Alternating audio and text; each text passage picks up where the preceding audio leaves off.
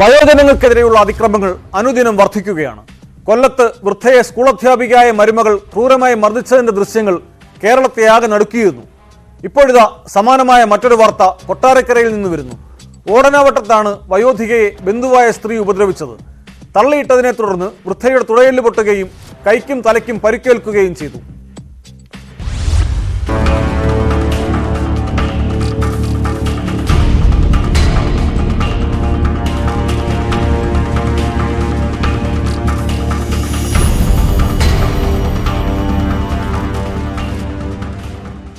കൊട്ടാരക്കര ഓടനാവട്ടത്താണ് വയോധികയ്ക്ക് നേരെ അതിക്രമമുണ്ടായത്. വീടിന്റെ മുറ്റത്തുകൂടി നടന്നു വന്ന വൃദ്ധയെ ബന്ധുവായ സ്ത്രീ തള്ളി നിലത്തിടുകയായിരുന്നു.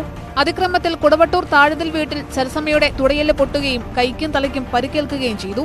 ഇവരെ കൊട്ടാരക്കരയിലെ സ്വകാര്യ ആശുപത്രിയിൽ പ്രവേശിപ്പിച്ചു. അതിക്രമത്തിന്റെ CCTV ദൃശ്യങ്ങൾ പോലീസിന് ലഭിച്ചിട്ടുണ്ട്.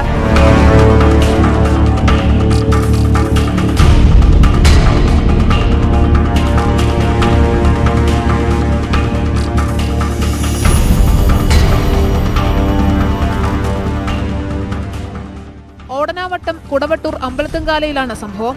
അതിർത്തി തർക്കത്തെ തുടർന്ന് ഇരുകൂട്ടരും തമ്മിൽ വഴക്ക് നിലനിൽക്കുന്നുണ്ടായിരുന്നു. വൃദ്ധയുടെ അനുജത്തിയുടെ മരുമകൾ സരിതയെന്ന് വിളിക്കുന്ന സൗമ്യക്കെതിരെ പൂയപ്പള്ളി പോലീസ് കേസെടുത്തു.